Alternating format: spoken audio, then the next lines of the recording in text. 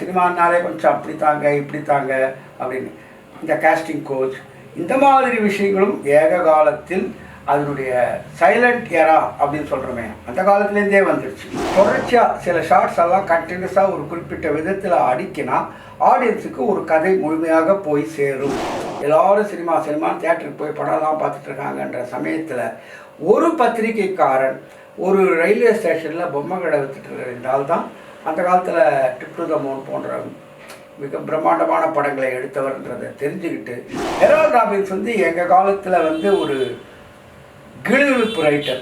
அந்த காலத்தில் இருக்கிற கிளிகிழிப்புலாம் பார்த்தீங்கன்னா நீங்கள் எல்லாம் ஆடி போயிட்டு இப்போ போன்லேயே நீங்கள் பொர்னோகிராஃபி பார்க்குற தலைமுறை. தமிழில் கனவு தொழிற்சாலை என்ற பேரில் சுஜாதா இப்படி ஒரு நாவல் எழுதுறேன்னு ஆரம்பித்து வெறும் அப்போ அவர் கமல்ஹாசனோட கொஞ்சம் நெருக்கமாக இருந்ததுனால கமல்ஹாசனை பற்றியே பின்னால் பார்க்குறவங்கள இது கமல்டின்னு தெரிஞ்சுக்கிற மாதிரி ஒரு வேஸ்ட் நாவலை எழுதியிருக்காருன்றதையும் நான் இங்கே சேர்த்து சொல்ல வேண்டியதாக இருக்குது. இப்படி கூட ஒருத்தர் ஏதோ ட்ரெயின் போச்சு போட்டு போச்சு வேடிக்கை காமிச்சிருந்தாங்க, இப்படி ஒரு 10 நிமிஷம் உள்ளே போய் ஆட்டிட்டாங்களே அப்படின்னு. அப்பா ரெட்வின் ஸ்போர்ட்டர் சூப்பராக பண்ணிட்டீங்க, இதை மாதிரி பிளான் பண்ணியே ஒரு கதையை எடுங்க, அது என்ன ஆனாலும் பரவாயில்ல செலவானாலும் பரவாயில்ல, அப்படி எடுக்கப்பட்டது தான் the great train robbery. Beautiful, marvellous, excellent.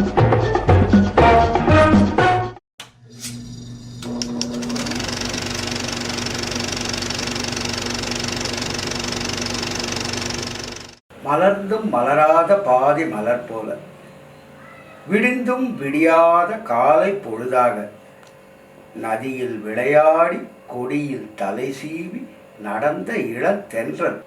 அதுதாங்க சினிமா ஆரம்ப காலத்தில் இருந்த நிலைமை. வந்துடுச்சுன்னு சொல்ல முடியாது, வரப்போகுது, இப்படி வருமா, இந்த மாதிரி இருக்குமா, அந்த மாதிரி இருக்குமா, யாருக்குமே எந்த ஐடியாவும் கிடையாது. ஒருத்தரும் புதுசாக ஒரு அசையும் காட்சிகள், சலனப்படம், மூவிங் இமேஜஸ் அப்படிங்கிற ஒரு விஷயத்தை கையில் வச்சுக்கிட்டு ஆளாளுக்கு அவங்களுக்கு தெரிஞ்ச மாதிரிலாம் ஒரு ஆட்டத்தை ஆடிக்கிட்டு இருந்தாங்க. அந்த நிலைமையில் 1903 கிரேட் ட்ரெயின் ராபரியிலேருந்து தான் சினிமாவுடைய வயசு கணக்கு பார்க்குறோம் அப்படிங்கிறத நம்ம ஏற்கனவே பார்த்தோம். அப்போ அதுக்கு முன்னால் இந்த மாதிரி விஷயங்களில் இருக்கிற சில தகவல்களை இப்போ பார்ப்போம். இப்போ ஒரு குழந்தை பிறந்தவுடனே எப்படி இருக்குது அந்த மாதிரி தான். அது பிறந்தவுடனே எல்லாரும் சுற்றி நின்று பார்ப்பேன், இங்கே பாருன்னு. அது என்ன பார்க்குது, ஒன்று, அது யாரையும் பார்க்காது, பரபிரம்மமாக அது இருக்கும். ஏன்னா அந்த குழந்தைக்கு கண் நிலைக்கிறது அப்படிங்கிறதுக்கே ஒரு குறிப்பிட்ட காலம் ஆகும். அதுக்கப்புறம் தான் அது நிலை குத்தி ஒரு விஷயத்தை, ஒரு வெளிச்சத்தை, ஒரு ஏதோ ஒன்றத்தை அதெல்லாம் பார்க்கும். அதுக்கப்புறம் அது கொஞ்சம் கொஞ்சமாக சத்தம் போடணும், முகத்தை பார்த்து அடையாளம் தெரிஞ்சுக்கணும். அதுக்கப்புறம் அது கொஞ்சம் கொஞ்சமாக தவழ்ந்து கொஞ்சம் கொஞ்சமாக முட்டி போட்டு எழுந்து செவுத்து பிடிச்சி நடந்து, அதுக்கப்புறம் சொந்த காலில் நடவண்டி பிடிச்சிக்கிட்டு நடந்து ஒரு வழியாக அது நடக்கவும் பார்க்கவும் பேசவும் அப்படிங்கிற ஒரு நிலைமை வந்த பிறகு தான் அந்த குழந்தை ஒரு முழுமை அடைகிறது. அப்படி சினிமா உண்மையான ஒரு வளர்ச்சி அப்படிங்கிறது பார்த்திங்கன்னா அது பார்க்கவும் கேட்கவும் கூடிய ஒரு முழுமையான வடிவத்தை அடைந்த காலகட்டத்திலிருந்து தான் நாம் கணக்கு வச்சுக்கணும். அது 1929 அல்லது 1930 அந்த காலகட்டம் தான். பட்டு இந்த 1903லேருந்து 29 வரைக்குமான அந்த 25 வருஷத்தில் ஓரளவுக்கு சைலண்ட் ஃபில்ம் அல்லது மௌனப்படம் அப்படிங்கிற அந்த வடிவத்தில் அது ஒரு மிகப்பெரிய வளர்ச்சி அடைஞ்சது. அந்த காலகட்டத்திலேயே அதுக்குரிய பிரபலமான டைரக்டர்கள், பிரபலமான ஃபில்ம் மேக்கர்ஸ், நடிகர் நடிகைகள், சூப்பர் ஸ்டார் சிஸ்டம் இவ்வளோ வந்துடுச்சு. இவ்வளோ வந்தது மட்டும் இல்லை, இன்னும் சினிமா துறைக்கே நாம் இன்றைக்கி சொல்கிறோமே, சினிமானாலே கொஞ்சம் அப்படி தாங்க இப்படி தாங்க அப்படின்னு இந்த காஸ்டிங் கோச் இந்த மாதிரி விஷயங்களும் ஏக காலத்தில் அதனுடைய சைலண்ட் எரா அப்படின்னு சொல்கிறோமே அந்த காலத்துலேருந்தே வந்துடுச்சு. இப்போது இந்த 1903க்கு முன்னால் என்னென்ன சில முக்கியமான விஷயங்கள் நடந்ததுன்னு பார்த்தீங்கன்னாக்க, பிற்காலத்தில் சினிமாவினுடைய ஒரு மிகப்பெரிய வளர்ச்சின்னு சொல்லச்சே நம்ம பில்டப் அப்படின்னு சினிமாவில் பில்டப் பண்ணுறது அப்படின்னு, அது டெக்னிக்கலாக பேரலல் எடிட்டிங் அல்லது பேரலல் கட்டிங் அப்படிங்கிற ஒரு விஷயத்தை மெயினாக எடிட்டர்கள் பயன்படுத்துவாங்க. இந்த விஷயத்தை அந்த காலத்திலேயே இந்த பிஃபோர் 1903 ரொம்ப ஆச்சரியப்படுத்தக்க விதத்தில் வில்லியம்சன் அப்படிங்கிற ஒரு ஆள் அந்த பேரலல் கட்டிங் அல்லது பேரலல் எடிட்டிங்கிற ஒரு விஷயத்தை செஞ்சு காமிச்சிட்டார். அட்டாக் ஆன் சைனீஸ் கேம்ப் அப்படின்னு ஒரு சின்ன படம். அந்த படத்தில் சைனீஸ் அந்த கண்ட்ரியோட ஒரு கேம்ப் இருக்குது. அதை நாசி படைகள் அல்லது பிரிட்டிஷ் படைகள் அட்டாக் பண்ணுது அப்படிங்கிற மாதிரி ஒரு காட்சி அமைப்பு. அதுக்கு அவங்க கிட்ட நடக்கிற சில வேலைகள், இவங்க படை கொஞ்சம் கொஞ்சமாக அவங்கள நோக்கி வருது. இதை மாதிரி மாதிரி எடிட் பண்ணி ஒரு பேரலல் எடிட்டிங்கிற ஒரு சித்தை அந்த வில்லியம்ஸ்ன்றவர் அப்போவே சாதிச்சு காமிச்சிட்டார். சினிமாவை இப்போ நாம் பார்க்குற மாதிரி அதனுடைய ஆரம்பகால வடிவத்திலேயே தொடர்ச்சியாக சில ஷார்ட்ஸ் எல்லாம் கண்டினியூஸாக ஒரு குறிப்பிட்ட விதத்தில் அடிக்கினா ஆடியன்ஸுக்கு ஒரு கதை முழுமையாக போய் சேரும் அப்படிங்கிற வடிவத்தை உருவாக்கியவர் அப்படின்ற பெருமையை நான் அவருக்கு தான் கொடுப்பேன். அவர் வந்து ஃப்ரான்ஸில் ஒரு சாதாரண ஆளாக இருந்தவர் தான். அதே ஃப்ரான்ஸில் லூமியர் பிரதர்ஸ் நம்ம ஏற்கனவே பார்த்தோம். அவங்க வந்து சினிமாட்டோகிராஃபி அப்படிங்கிற பேரில் ஒரு ஸ்டால் வச்சு அதில் அவங்க எடுத்த சின்ன சின்ன படங்களை எல்லாம் போட்டு காமிச்சிட்டு இருந்தாங்க அப்படின்றத பார்த்துங்க. இவரும் போய் அங்கே அதை ஒரு பார்வையாளராக பார்க்குறாரு. அதனுடைய ஆக்கர்ஷம் அல்லது அதனுடைய ஒரு வசீகரம் அவரை ரொம்ப பெரிய அளவில் தாக்கி நேராக லூமியர் பிரதர்ஸ்கிட்டே போய் இந்த மாதிரி ஒரு கருவியை எனக்கு விற்க முடியுமா, இதில் இன்னும் பல விஷயங்களை எடுக்கலான்னு எனக்கு தோணுது அப்படின்னே கேட்குறாரு. ஆனால் இவங்க லூமியர் பிரதர்ஸுக்கு அவங்க அளவிலேயே இந்த மீடியம் இதுக்கு மேலே பெருசாக வளரும்ன்ற நம்பிக்கை இல்லாதவங்க, நாங்கள் விற்கிறதா தான் இல்லை சார், இருக்கிறதுக்கும் கொஞ்ச நாள் நாங்கள் ஷோ காட்டிட்டு முடிச்சுடுவோம் அப்படின்னு சொல்லிட்டாங்க. ஆனால் இவர் விடுறதா இல்லை. அதை பற்றி கொஞ்சம் கவனித்து எப்படி அது இயங்குதுன்னு பார்த்து, ஏற்கனவே இவருக்கு ஆட்டோமேஷன் அப்படின்னு சொல்கிற இந்த கடிகாரம் போன்ற விஷயங்கள் எல்லாம் ஒரு திறமை இருந்ததுனால இப்படித்தான் இந்த ஃபிலிம் சுருள் அப்படிங்கிறது ஒவ்வொரு ஃப்ரேமாக பதிவு செய்யுது. அது இந்த குறிப்பிட்ட வேகத்தில் இவங்க சுற்றும் போது அது அடுத்தடுத்த காட்சிகளை பதிவு செய்யுதுங்கிற சூட்சுமத்தை புரிஞ்சுக்கிட்டு அவரே டிசைன் பண்ணார். அவருடைய ஓன் கேமராவை டிசைன் பண்ணி ஃபிலிம் ஸ்டாக் அப்போவே ஈஸ்ட்மன் கம்பெனி, ஜார்ஜ் ஈஸ்ட்மன் அவங்க உலகம் முழுக்க விற்க ஆரம்பிச்சிட்டாங்க. ஸோ ஃபிலிம் சுருள்களை வாங்கிக்கிட்டு இவரே படம் எடுக்கிறதுன்னு ஆரம்பித்தார். ஒரு சொத்தெல்லாம் விற்று ஒரு பெரிய ஸ்டூடியோ, மேற்கூரை வந்து கண்ணாடியிலேயே, ஏன்னா சன்லைட்டை நம்பி தான் அப்போ அவங்க ஷூட் பண்ணாங்க. முன்னால் வந்து ஒரு ஸ்டேஜ் மாதிரி போட்டு நாடகத்தை அப்படியே எடுக்கிற மாதிரி தான். அந்த ஸ்டேஜில் காஸ்டியூம்ஸ் எல்லாம் போட்டுக்கிட்டு பல வகையான ராஜாராணி கதைகள், தந்திர கதைகள், ஃபேண்டசி அப்படின்னு சொல்கிறோமே, இந்த மாதிரி கதைகள் எல்லாம் ரொம்ப ப்ரில்லியண்ட்டாக எடுக்க ஆரம்பித்தார். எடுக்க ஆரம்பிச்சது மட்டும் இல்லை, டெக்னிக்கு பின்னால் இன்றைக்கி வந்து ஒரு ஒரு சாமியார் வந்து வரம் கொடுக்குறாரு, உடனே ஒருத்தர் டக்குன்னு காணாமல் போயிடுறான். ஸ்டாப் பிளாக் அப்படின்னு ஃபிலிம் எடிட்டர்ஸ் எல்லாம் அந்த வார்த்தையை யூஸ் பண்ணுவாங்க. நேற்று ஒருத்தர் 100 ரூபா கேட்டோம்பா, உடனே ஸ்டாப் பிளாக்கில் காணாமல் போயிட்டான் அப்படின்னு அந்த பசங்க பேசிப்பாங்க ஜோக்கா. அந்த ஸ்டாப் பிளாக்ன்ற டெக்னிக்கினுடைய ஆரம்ப ஐடியாவை இவர் தான் முதல்ல கண்டுபிடிச்சிருக்காரு. அந்த ஆட்கள் கீழே குடிவாங்க, அப்படியே இருக்க அப்படின்னு சொல்லிவிட்டு அவங்கள நகர சொல்லிவிடுவார், கேமரா அசையாமல் வச்சு சொல்லி அந்த இடத்துல ஒரு வெடி கொளுத்த சொல்லுவார். அது வெடித்து செதறும். இப்போ இதை படமாக்குவார். எடிட்டிங்கில் அவங்க குனிஞ்சாங்க, கட் பண்ணி இந்த வெடிக்கிறத ஜாயின் பண்ணால் குனிஞ்சதும் வெடித்து செதறினாங்க. இப்படி ஒரு ஸ்டாப் பிளாக் டெக்னிக்கை யூஸ் பண்ணவர் ஜார்ஜ் மில்லிஸ் அப்படிங்கிற அந்த ஒரு டைரக்டர் தான். இந்த ஜார்ஜ் மில்லிஸ் ஏறக்குறைய 500 படங்களை இந்த மாதிரி எடுத்திருக்கார் அந்த பிரான்ஸ் தேசத்தில், அவருடைய சொந்த ஸ்டூடியோவில்.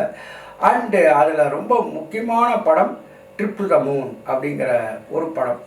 அது இங்கேருந்து மனிதர்கள் சந்திரனுக்கு போய் அங்கே இருக்கிற மனிதர்களோட போராடி அவங்களெல்லாம் ஒழிச்சு கட்டிட்டு திருப்பியும் பூமிக்கு வந்து சேர்ந்துடுறாங்க. இப்படி ஒரு கற்பனை.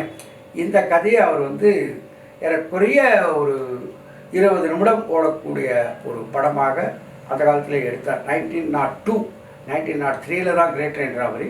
அதுக்கு ஒரு வருஷம் முன்னாலேயே 1902 ட்ரிப் டு த மூனை ஜார்ஜ் மில்லிஸ் எடுத்தார். அதை தவிர ஏறக்குறைய 500 படங்களை எடுத்திருக்காரு அவர். பட்டு வேர்ல்டு வார் வந்துடுச்சு. அந்த சமயத்தில் எல்லாருக்குமே வறுமை வந்த மாதிரி அவருக்கும் வறுமை வந்தது.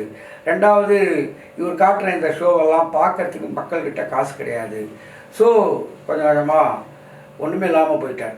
வறுமையின் உச்சக்கட்டத்துக்கு போய் தன்னுடைய எடுத்த அந்த 500 படங்களுடைய நெகட்டிவ் பாசிட்டிவ் எல்லாத்தையுமே அதெல்லாம் உருக்கினா வெள்ளி கிடைக்கும் அந்த காலத்தில். அந்த வெள்ளிக்காக அதை விலை கொடுத்து சில பேர் வாங்குவாங்க. அப்படி வாங்குறவங்க கிட்ட வந்த விலைக்கு அவர் எடுக்க எல்லாத்தையும் விற்றுட்டார்.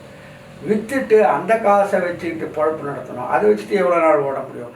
அதனால் ரயில்வே ஸ்டேஷனில் ஒரு பொம்மை கடை வச்சுக்கிட்டு அந்த பொம்மை கடை வியாபாரியாக தன்னுடைய இறுதி நாட்களை கழித்தார்.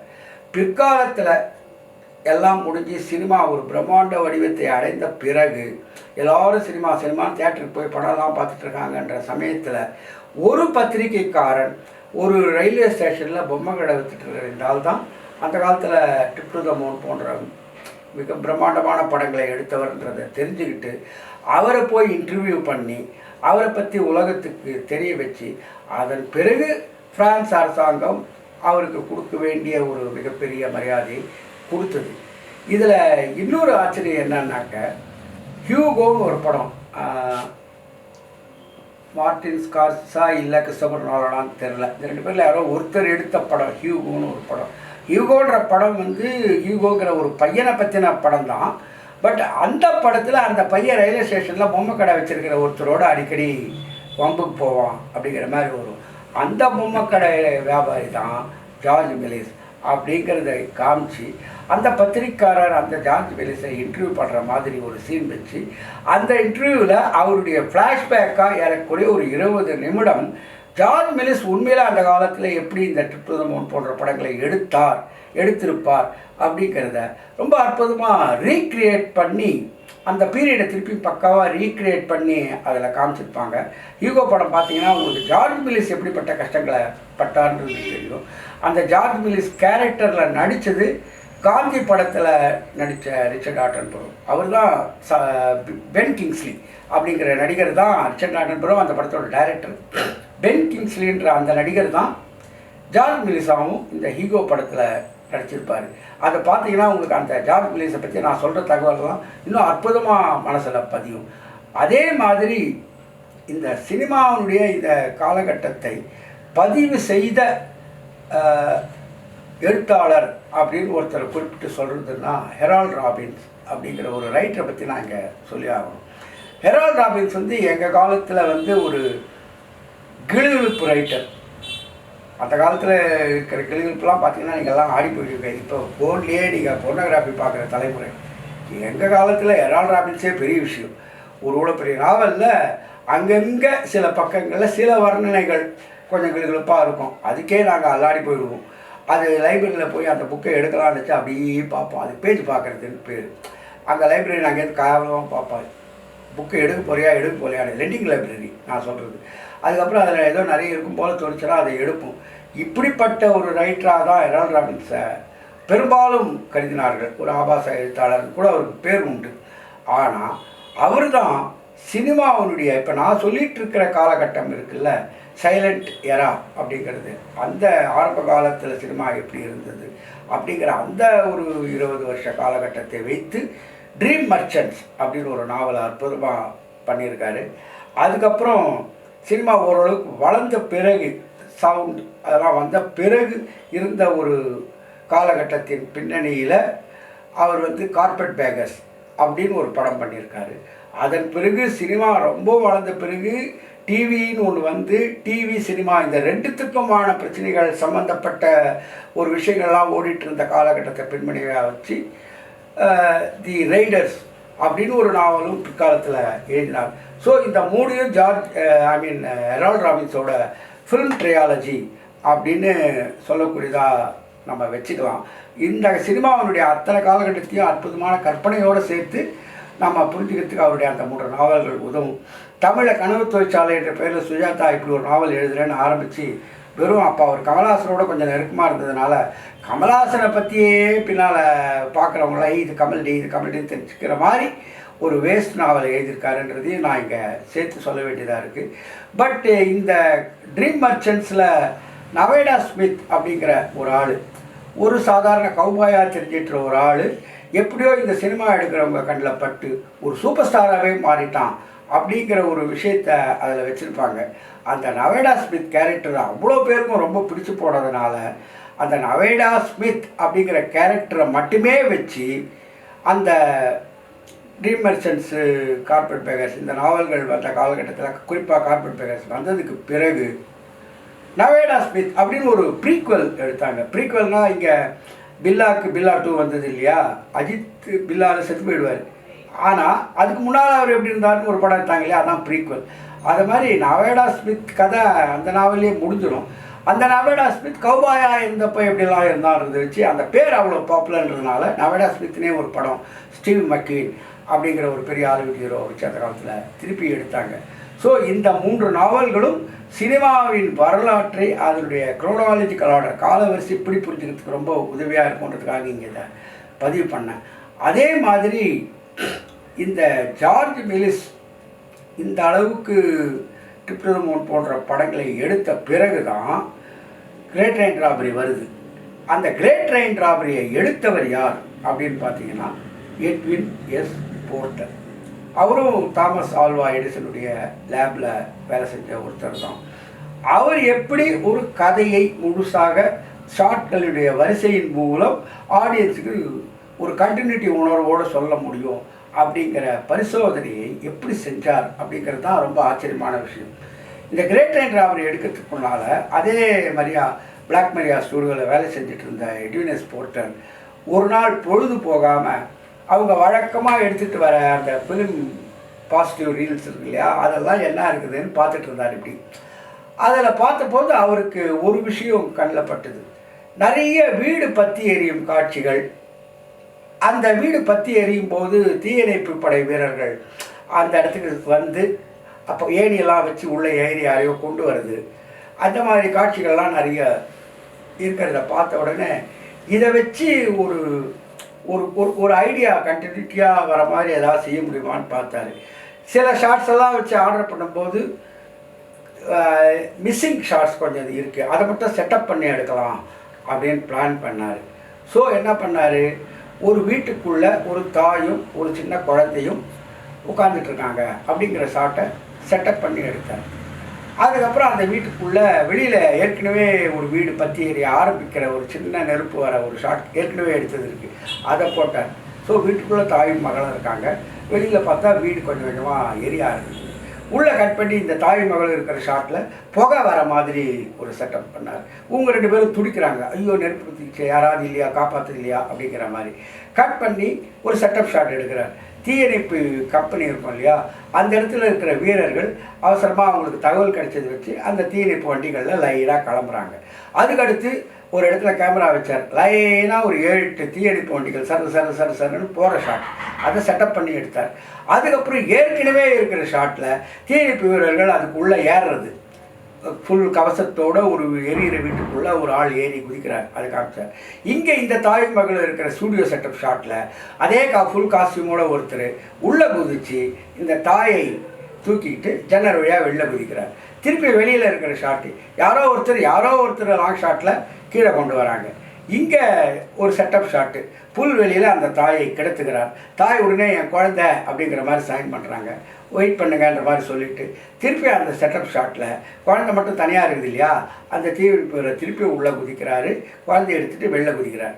இப்போ வெளியில் வந்து அந்த தாய்கிட்ட அந்த குழந்தைய கொடுக்குறாரு, அவங்க நன்றி சொல்கிறாங்க. உடனே அவர் வந்து அப்படி சல்யூட் பண்ணுறாரு, டைட்டில் போட்டார் உடனே, life of an American fireman. இதுதான் ஒரு cinema.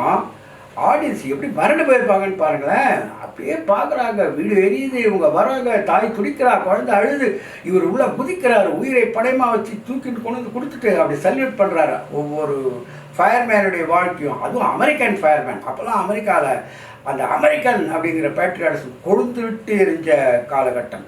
So life of a ஃபயர்மேன்னு போடாமல் பிரில்லியண்ட்டாக life of an American fireman அப்படின்னு போட்டார். நாடே பற்றி எரிஞ்சதுன்னு தான் சொல்லணும் அந்த சென்சேஷனில். இப்படி கூட ஒருத்தர் வந்து ஏதோ ட்ரெயின் போச்சு போட்டு போச்சு வேடிக்கை காமிச்சிருந்தாங்க, இப்படி ஒரு 10 நிமிஷம் உள்ளே போய் ஆட்டிட்டாங்களே அப்படின்னு. இதை பார்த்து எடிசன் ரொம்ப மிரண்டு போனார். சைலண்ட்டாக இருந்துட்டு இருந்தாலும் ஏதோ ஒரு பண்ணி மிரட்டானே அப்படின்னு. அடுத்து வந்தார் நேரம், இதப்பா எட்வின் எஸ் போர்ட்டர் சூப்பராக பண்ணிட்டீங்க, இதை மாதிரி பிளான் பண்ணியே ஒரு கதையை எடுங்க, அது என்ன ஆனாலும் பரவாயில்ல, செலவானாலும் பரவாயில்ல. அப்படி எடுக்கப்பட்டது தான் தி கிரேட் ட்ரெயின் ராபரி. அமெரிக்காவின் முதல் ஃபியூச்சர் ஃபில்ம், உலகின் முதல் ஃபியூச்சர் ஃபில்ம்னு அவங்க சொல்லிக்கிறாங்க. அந்த ஃபியூச்சர் ஃபில்மில் பார்த்தீங்கன்னா இன்றைக்கி வரைக்கும் அமெரிக்க படங்களும் அதை பார்த்து நாம் எல்லாருமா சேர்ந்து காப்பிட்டு இருக்கிற எல்லா கமர்ஷியல் இன்க்ரீடியன்ஸும் அந்த படத்தில் இருக்கும். திருடு போகும், கொள்ளடிப்பாங்க, நல்லவங்கெல்லாம் ஒரு இடத்துல உட்காந்து டான்ஸ் ஆடிட்டு இருப்பாங்க, தகவல் தெரிஞ்சதும் குதிரையில் சேசிங் நடக்கும், கெட்டவர்கள் ஓடுவாங்க, நல்லவர்கள் துரத்துவாங்க, கடைசியில் எல்லா கெட்டவர்களும் சுட்டு வீழ்த்தப்படுவார்கள், கெட்டவங்க செத்தாங்க, நல்லவங்க ஜெயித்தாங்க. இந்த ஒரு வடிவம் மொத்தம் அந்த கிரேட் ட்ரெயின் ராபரி அப்படிங்கிற அந்த படத்தில் இருக்கும். உலகையே கலக்கியது. சினிமாவில் பெரிய அளவில் மார்க்கெட் பண்ணி பெரிய அளவில் அவங்க அதை ரிலீஸ் பண்ணதுனால கிரேட் ட்ரெயின் ராபரி மூலம் இப்படி கதை சொல்லலாம் அப்படிங்கிற எண்ணம் உலகத்தில் எல்லாருக்கும் வந்தது. சினிமா எழுந்து நடக்க ஆரம்பித்தது.